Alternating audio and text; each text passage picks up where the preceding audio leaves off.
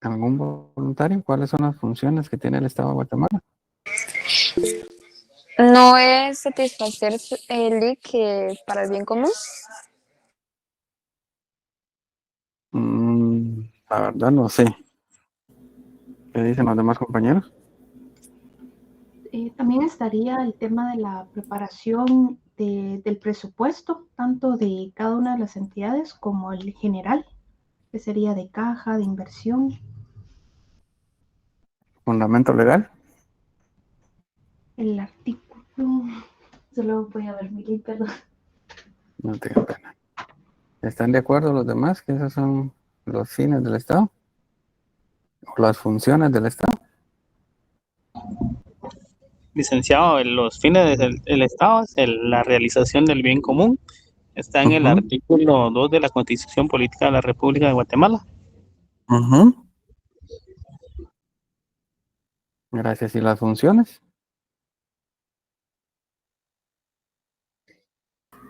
Licenciado, buenas noches. Será recaudar, Bueno, administrar y erogar los recursos financieros en aras pues, del servicio de la población. Pero, sí, puede ser una de las funciones, hablando específicamente de derecho financiero. Como les digo, tienen que limitarse a responder porque en exámenes escritos, pues las preguntas ya están dadas, pero cuando sean exámenes orales, ustedes mismos pueden dirigir al examinador, porque si se quedan cortos en la respuesta, uno tiene ya motivos para seguir ampliando esa respuesta. Entonces ustedes mismos pueden ir guiando al examinador para inducirlo a la siguiente pregunta. Bueno, si se dan cuenta, son preguntas básicas de derecho financiero como cualquier otro curso. Cuando hablamos de las finanzas públicas, estamos hablando precisamente o principalmente de dinero. ¿Cuál es la naturaleza jurídica del dinero?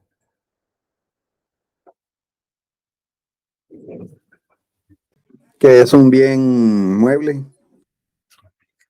Uh-huh. ¿Y en qué cuerpo legal encontramos esa regulación?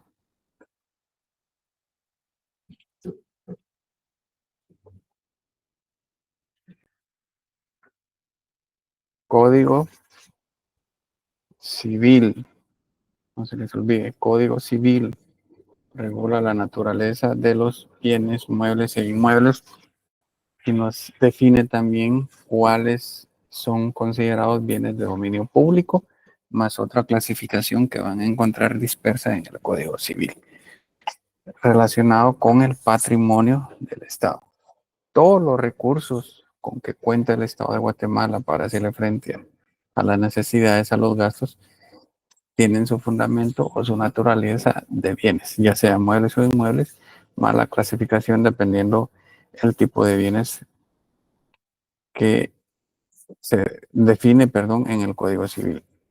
Todos estos bienes, todos estos recursos constituyen la hacienda pública, donde se extraen las finanzas y de aquí o de ahí precisamente el adjetivo de públicos.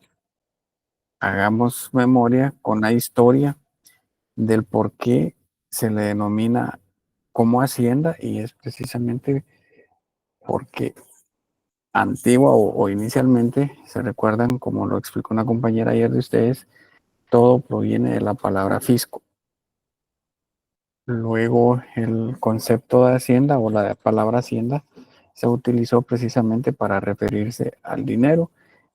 Otro concepto similar que ha caído en algo en desuso también y que tiene similitud con hacienda es el erario público. Independientemente del concepto que ustedes quieran utilizar, que todos son válidos, todos se refieren precisamente a los ingresos o a los recursos propiamente con los que cuenta el Estado de Guatemala para hacerle frente a las necesidades y cumplir con su fin primordial, que es el bien común. Las finanzas públicas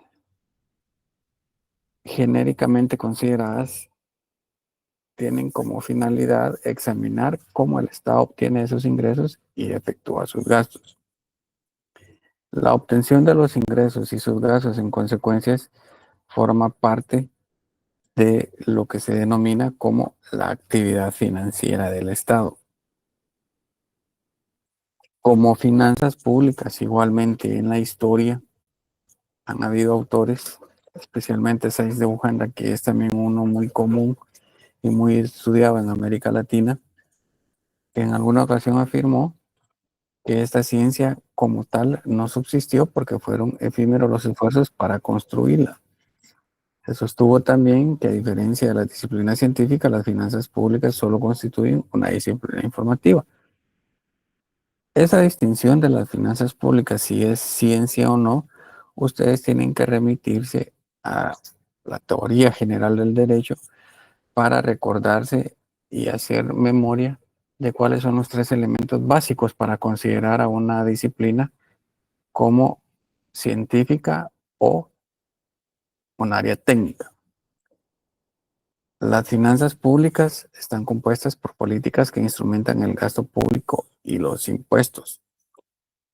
Igual para otros autores, las finanzas estudian la manera en que los recursos escasos se asignan a través del tiempo. Las conceptualizaciones que se tengan de las finanzas públicas dependerá de la doctrina que siga un Estado y la forma que esté regulada en ese Estado para así incluir o minimizar las generalidades o los conceptos y el alcance que vaya a tener esa definición. Y las teorías de las finanzas públicas. ¿Cuáles son las teorías sobre la actividad de las finanzas públicas? Ana Azucel.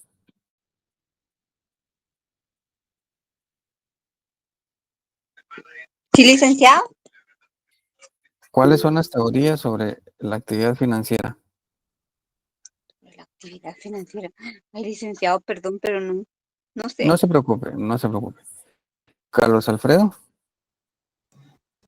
Sería la teoría económica, política y sociológica, Lick.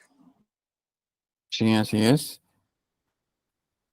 ¿Puede explicar la teoría sociológica?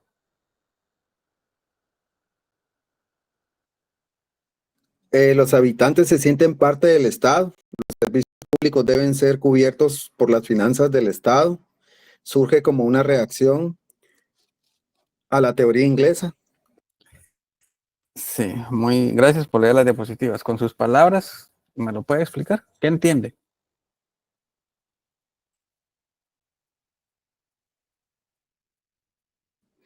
Que es el Estado el que proporciona los servicios públicos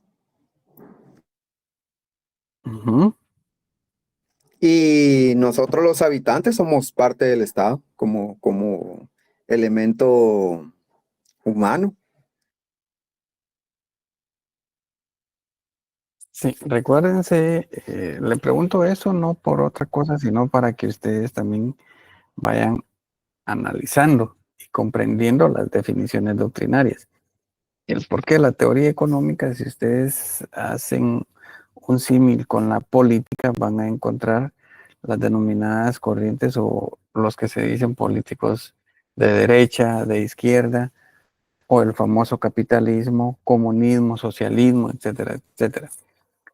La teoría sociológica, por eso es que dice, en parte, como está creado, o perdón, puesto en las diapositivas, en primer lugar surgió como una reacción a la teoría economicista de la teoría inglesa, es decir, la teoría económica, ustedes se recuerdan, deviene ahora en la política, en la economía y el derecho, como esa corriente que nos dice que el Estado no sirve, es un mal administrador y solo la iniciativa privada es la que genera ingresos. En consecuencia de esta teoría, como surgió en reacción a esa teoría, es decir, como contradicción a la teoría económica, la teoría sociológica propugna, a contrario de la economía, de la teoría económica, que el Estado es el que debe de servir y fungir con todos los servicios públicos. Los habitantes deben de sentirse parte de ese consorcio política, como le denomina la teoría sociológica. Es decir, nadie debe ser ajeno a esa función del Estado y ser parte del Estado propio. En otras palabras, se pudiera hablar de un socialismo o de un comunismo en el cual todos somos iguales, todos somos parte de, en consecuencia, todos tenemos los mismos derechos y las mismas obligaciones. Por eso es que les hago esas preguntas para que ustedes vayan comprendiendo y analizando. Y la teoría política, que es la última. ¿Quién me puede explicar con sus palabras qué es la teoría política de las finanzas públicas o de la actividad financiera del Estado?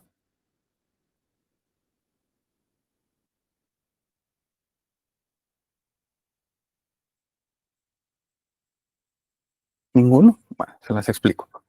La teoría política viene o surgió como una reacción y unificó las dos teorías anteriores que la antecedieron, la teoría económica y la teoría sociológica.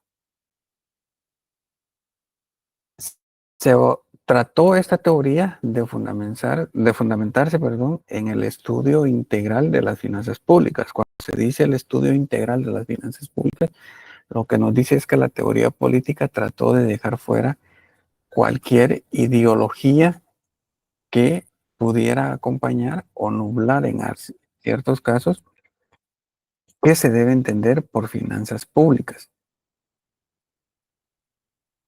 Es decir, ¿quiénes son los que realizan esa actividad? Son los comerciantes, son los profesionales o son funcionarios o empleados públicos.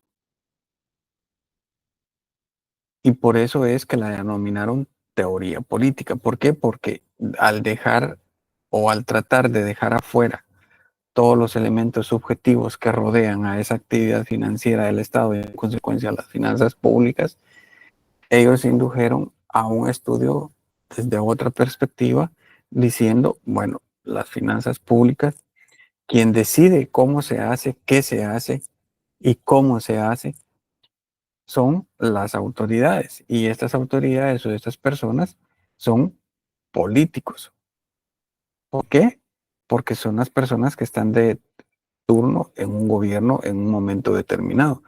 Por lo tanto, las personas, los medios y los fines que se persigue tienen un componente principal o un factor político. Por lo tanto, la naturaleza de las finanzas públicas también es una naturaleza política. Y aquí ellos trataron de unir precisamente las dos teorías anteriores, teoría económica y teoría sociológica. ¿Por qué las trataron de unificar? Porque ellos reconocen el valor del dinero y también reconocen el valor que tiene que tener la población en general. Sin embargo, o dicho de una forma simple, ¿quién es el que manda? El que está de turno en el gobierno. Y por lo tanto lo denominaron como factor político a ese predominio que se tiene sobre los otros factores. Entiéndase factor económico, factor sociológico o incluso factor sociológico. El mapa conceptual que les dejé también en una presentación sobre el derecho financiero o fiscal. El aspecto conceptual, como les indiqué, es precisamente esa evolución que ha tenido el concepto derecho financiero o derecho fiscal. Como derecho, como derecho, como aspecto conceptual, perdón, del derecho fiscal, se da bajo tres grandes campos: derecho fiscal, derecho tributario, derecho financiero. El derecho financiero, vamos a decir, para el caso de Guatemala, es el género. ¿Por qué? Porque la generalidad y abarca tanto los ingresos como los egresos, como el manejo y la administración de las finanzas públicas. El derecho tributario se refiere precisamente a esa área del derecho que se encarga de la recaudación de los tributos. Y el derecho fiscal para efectos ya doctrinarios en las teorías modernas y en la legislación, es sinónimo del derecho tributario. Es decir, el derecho tributario o derecho fiscal vienen a ser el género del derecho financiero. Como origen del derecho, las fuentes formales del derecho fiscal se refieren precisamente de dónde se obtienen los recursos, las fuentes también patrimoniales que tiene el Estado, porque no son solo los tributos como las fuentes que vienen a cumplir, y la obtención de ingresos, que es la tercera parte del mapa conceptual para finalizar la generalidad del derecho fiscal o derecho financiero, es la obtención de los ingresos a través de la actividad financiera del Estado, que esta actividad se cataloga desde tres grandes perspectivas: el ingreso, el manejo, la administración y los egresos del Estado. Esa sería o sería uno de los resúmenes dados en estas dos clases. ¿Alguna pregunta, alguna duda de lo que hemos visto o continúo? Disculpe, Lick, ¿qué dijo sobre el derecho financiero? Es que no me quedó muy claro. ¿Sobre el concepto? Sí, licenciado, por favor, sobre el concepto. No se preocupe. Como concepto de derecho financiero se toma especialmente para las doctrinas modernas, tanto del derecho financiero como el derecho tributario, como el género. Recuérdense que cuando hablamos de género y especie, como sus propias palabras lo dicen, género es la amplitud o la generalidad de un área o de un campo de investigación. Cuando hablamos de que se dice que el derecho financiero es el género, nos estamos refiriendo que el derecho financiero es la generalidad que va a abarcar no solo los tributos, sino que los ingresos o la hacienda pública con todas sus ramificaciones. Derecho fiscal o derecho tributario, derecho presupuestario, derecho de la hacienda pública, como se lo conocía antiguamente o todavía en otras legislaciones, y la fiscalización de los ingresos del Estado. Fiscalización no de los tributos, sino que fiscalización del Estado en general, que para el caso de Guatemala esa función le corresponde principalmente a la Contraloría General de Cuentas y en algunas ocasiones a la Superintendencia de Bancos. Esa es la generalidad o por qué se le dice el derecho financiero es el género. Y la especie, para nuestro caso, corresponde al derecho tributario. ¿Por qué? Porque abarca solo una parte de lo que es la generalidad o el derecho financiero. Y el derecho tributario corresponde específicamente a la recaudación o a la percepción de tributos.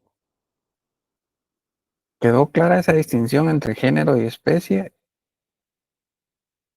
Sí, licenciado, muy amable. Gracias. ¿Alguna otra duda, pregunta? No. Bueno, entonces continúo.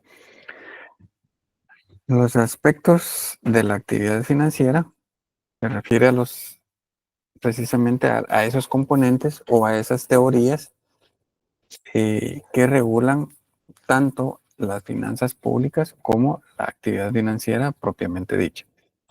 El aspecto político, el primero. ¿Por qué tiene un aspecto político la actividad financiera del Estado? Porque todas las decisiones las toman las autoridades de turno. En consecuencia, esta es parte de la población que componen ese sector del gobierno, sector público, se componen o tienen una ideología. Por eso es que se dice que las finanzas o la actividad financiera del Estado contiene un componente político. El componente económico, porque estamos hablando de patrimonio, de recursos públicos, de bienes y especialmente dinero con el cual el Estado debe afrontar los gastos tanto para su funcionamiento como para la consecución del fin. El jurídico, porque deviene todo o está regulado en normas de tipo jurídico. Y al regularse o normarse en una ley, esta actividad, pues el objeto, que en algún momento puede ser político o económico, ya se convierte en un objeto o en una actividad netamente jurídica. Y el aspecto técnico, especialmente cuando hablamos de derecho presupuestario, porque toda esa actividad financiera del Estado se compone de normas de carácter técnico, no científico, especialmente en lo que se refiere a la contabilidad del Estado.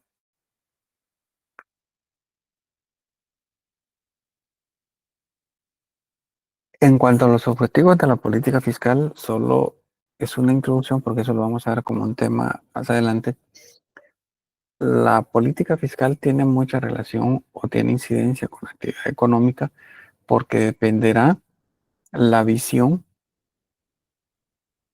y para no utilizar el término la política, las directrices o la matriz que tendrá el gobierno de turno sobre cómo va a asignar los bienes, para qué quiere asignar los bienes, cómo va a distribuir su ingreso y su patrimonio.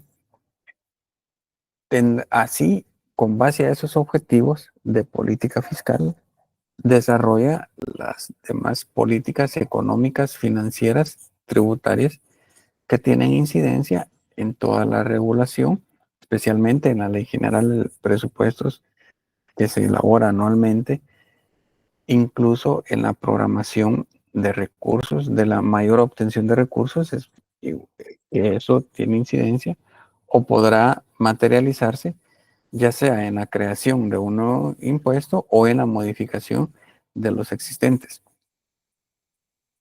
Y esa obtención de recursos, posteriormente el Estado tiene que asignarlas presupuestariamente para saber qué o cuál será el fin de esos ingresos. En otras palabras, qué obras públicas realizará el Estado para satisfacer las necesidades de la población. Y por último, la política fiscal también tiene incidencia en la estabilización de precios y empleos. ¿Por qué? Porque entre mayor sea la economía del Estado, mayor subsidio o mayor obra realizará y en consecuencia los gastos pueden bajar, o al contrario, cuando la economía está en debacle, como ha pasado en infinidad de ocasiones, mientras mayor sea mayor sea la injerencia del Estado, así podrá bajar o subir esos precios de mercado, especialmente de la canasta básica.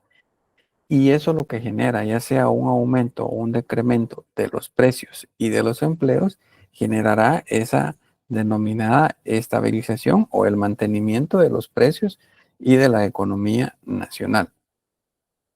Las áreas que deriva la actividad financiera: la teoría del aspecto económico, la teoría del aspecto político, la teoría del aspecto jurídico y la teoría del aspecto sociológico, tienen igualmente la misma explicación que las teorías que vimos tanto al derecho financiero como las que explicamos hace unos minutos, y cada uno de los aspectos se analiza y estudia desde la perspectiva que nos da cada uno de los conceptos. Lo económico, ¿por qué?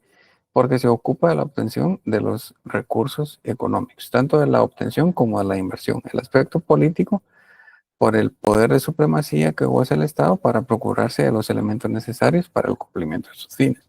El aspecto jurídico, porque todas las actividades, no solo las financieras, pero hablando de derecho financiero, toda la actividad financiera del Estado se encuentra regulada por el derecho positivo. Y el aspecto sociológico, porque ejerce una influencia sobre los grupos vitales que operan dentro del Estado. Las características de la actividad financiera: se desarrolla necesariamente por un ente público, tiene un carácter cíclico, es fundamentalmente instrumental, el principio de economicidad, la planificación y el carácter reglado. El carácter cíclico, se recuerdan, es porque tiene una fecha de inicio y una fecha de finalización que se repite cada cierto tiempo. Y ustedes tienen que recordarse cuándo inicia y cuándo finaliza este carácter cíclico, especialmente del presupuesto general de ingresos y egresos que va a estar vigente para el año 2025.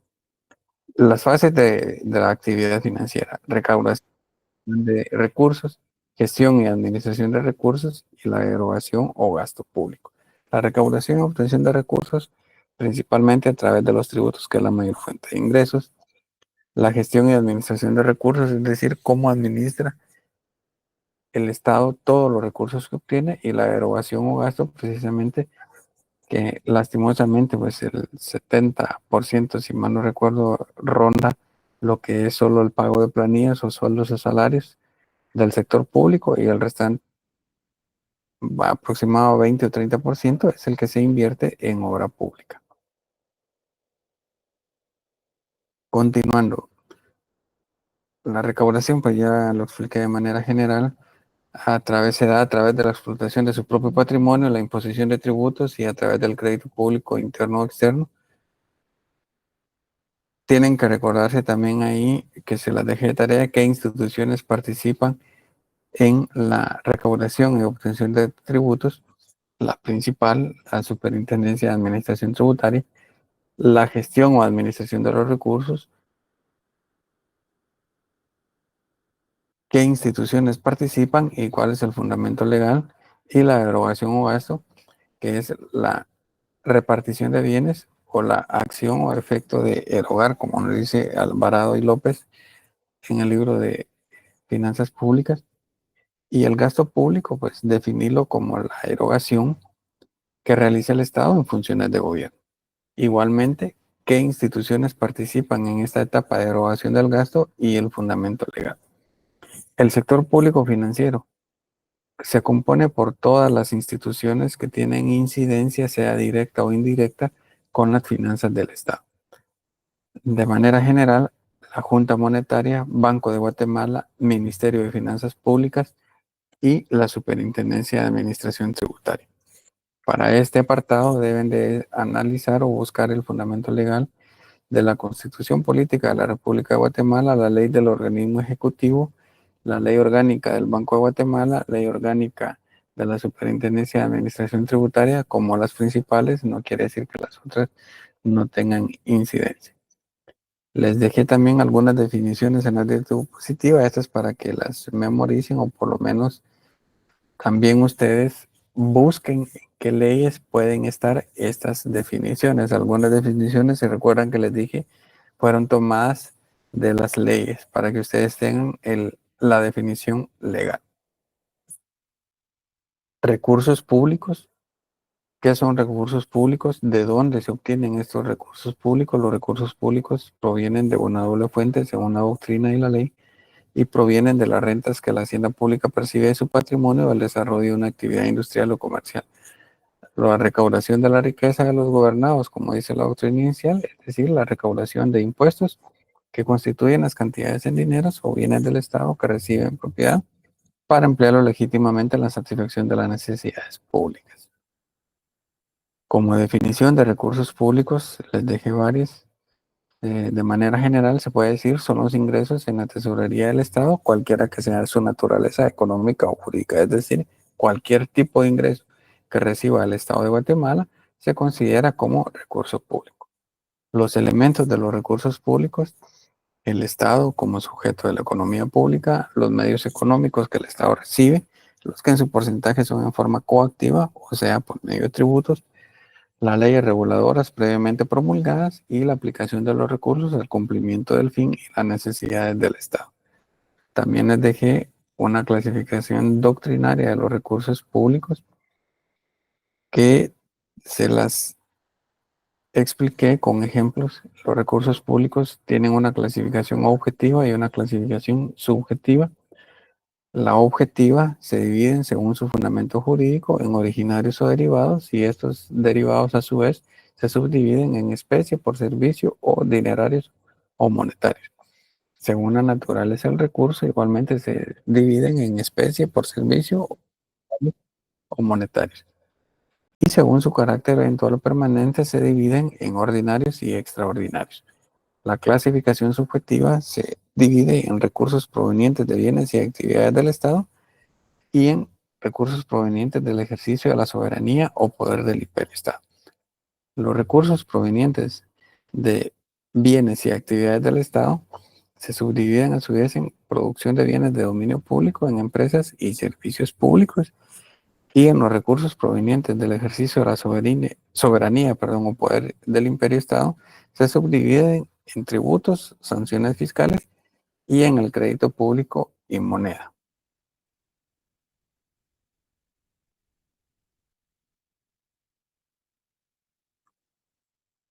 ¿Alguna duda, pregunta, comentario por el momento?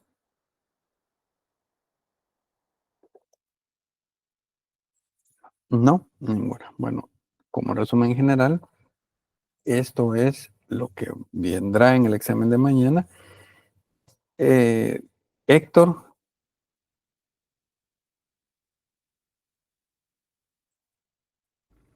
¿Qué tal, licenciado? Sí, buenas noches. Buenas noches, compañeros. gracias Héctor. Si les puede dar la información, por favor, que tienen que tener lista para el examen de mañana. Sí, con mucho gusto, licenciado. Compañeros, buenas noches. Espero estén muy bien todos. Pues unas pequeñas instrucciones generales para lo que es el examen del día de mañana. Primero que todo, es muy importante y pues algún compañero faltara a reportar su pago en la plataforma directamente de asignaciones. Les comento esto porque tenemos un aproximado de 157 compañeros asignados al curso. Sin embargo, en las asistencias nos han estado reportando aproximadamente de 165 a 169 personas. Si hubiera algún compañero que generó su orden de pago, la pagó en banco y posteriormente ya no regresó al sistema, es necesario que lo haga para que pueda aparecer en el listado respectivo de asignaciones. Todavía tienen tiempo para hacerlo, tomando en cuenta que mañana, para sustentar el examen, tiene que presentar su hoja de asignación y su documento de identificación. No sé si alguien de los acá presentes tiene algún inconveniente con esto. Por favor, compañero. Buenas noches, compañeros y compañero muy amable. Solo a modo de compartir mi opinión, yo sí tuve problemas con el pago. Yo pagué en el sistema y no me lo acreditaba. Mandé correo que me dieron en atención en el estudiante y como a los 3 días me respondieron y ya estoy asignado. Ya imprimí mi boleta y pues hay que presentarla, ¿va? Pero sí a los compañeros que recuerden que tuvieron problema que no les registró el pago, llamar atención al estudiante y ellos ahí le dan un correo a uno y escribir. Y mañana pues definitivamente llevar sus pruebas, ¿verdad? Buenas noches. Buenas noches, compañero. Fíjate que fíjate que me metí ayer para imprimir la asignación y no sale que tengo la asignación, pero yo sí pagué y tengo la boleta. No sé si tendría, pero el último paso de volverla a inscribir no lo hice. ¿Me explico? Sí, no tengas pena, sí te entendí. Si es necesario, compañero, que podamos regresar al sistema y reportar el pago realizado para que Ahora pueda aparecer posteriormente la en nuestra asignación. Sí, correcto. Ahora la boleta, no sé cómo, porque la boleta no la encuentro. Ahí lo que se me ocurre es que podamos solicitar tal vez alguna reposición, ¿verdad, compañero? Pero no es un trámite muy rápido que se diga, ¿verdad? Sí, No le correcto. hace con foto, con alguna copia. Foto, sí tengo. Sí, pues entonces con los datos de la foto se puede.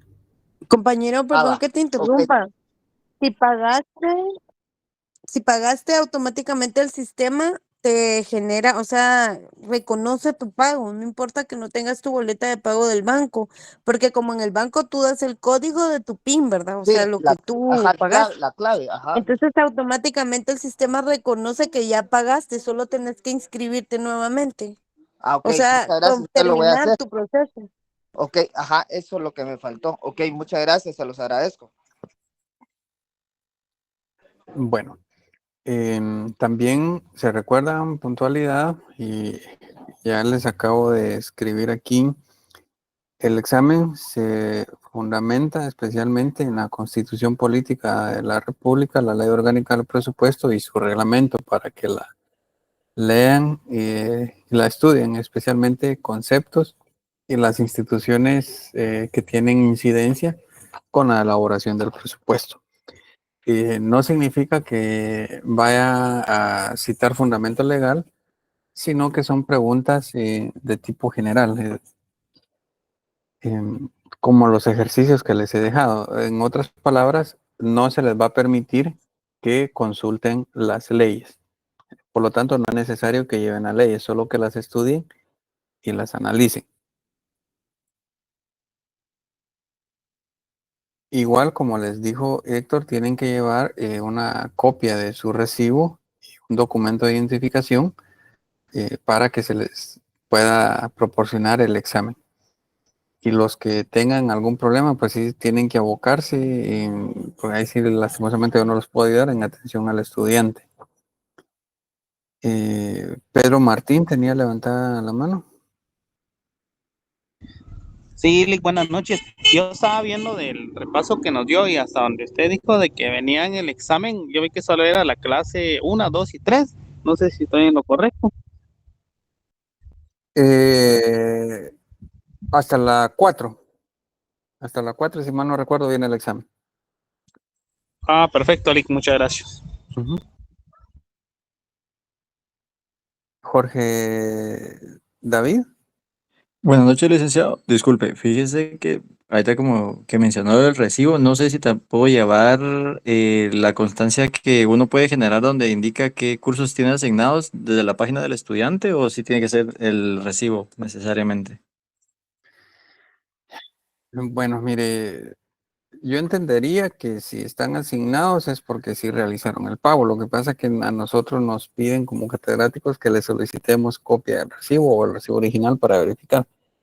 Pero lleve la constancia, porque como le repito, yo diría que si están asignados, porque por ejemplo, Carlos Alfredo González, que él dijo que lo hizo hace poco, pues ya me aparece en el listado oficial. Entonces, Ajá, sí. la lógica me dice pues que él sí pagó. Ujú. Ok, está bien. Muchas gracias, licenciado. Con gusto. Sí, bastaría Eh, perdón, licenciado, sí, no sea bastaría pena. con la constancia de asignación y su documento de identificación nada más. Héctor, Ok, perdón, gracias. usted tiene ahí a mano en qué salón es el que nos toca, que yo ahorita no lo tengo. Sí, va a ser en el ¿Cuál? salón 313 y 314. Ajá, y si por favor lo puede poner en el grupo de WhatsApp también, para que Sí, todos lo claro, tengan. con mucho gusto, ahora lo vamos a colocar. Bueno,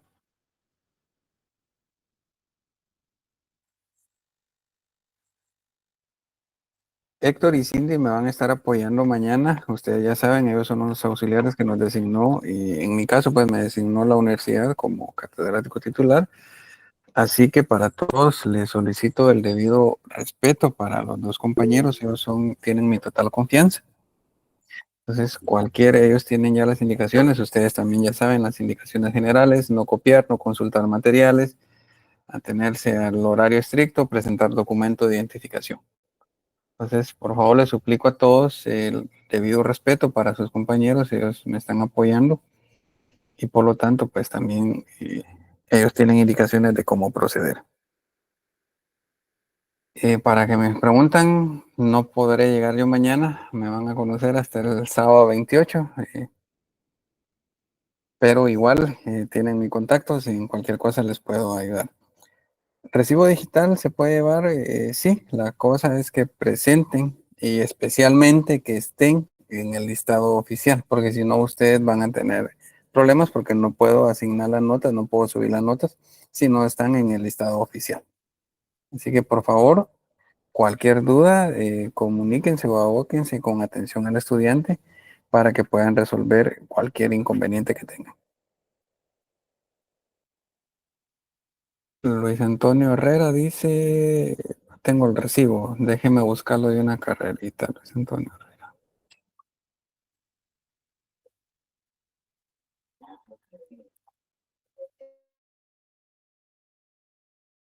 Luis Antonio Herrera Rubio, sí me parece. Su carnet termina 6758. Lick, buenas Iriselén, noches. Perdón, gracias, Lick. Fíjese que yo también no encuentro el recibo, pero estoy metiéndome aquí en mi estado de cuenta de todos los pagos que se han hecho. Y ahí me aparece el número del recibo y me aparece también que pagué la escuela. Lo que sí puedo imprimir es mi asignación, pero no recuerdo dónde dejé el recibo. Ah, bueno, sí, igual usted ya me aparece. Gracias, Lick. Solo me quedó una duda, disculpe, licenciado. Entonces es el recibo donde sale que se pagó y no la constancia donde sale que estamos asignados a este curso, o los dos tienen que ser. No, solo con el pago. Nosotros lo que nos exige la universidad es el pago. Ah, ok. Lick, perdón, Disculpe, fíjese licenciado, que ¿será no, que- sí es la constancia de que se inscribió.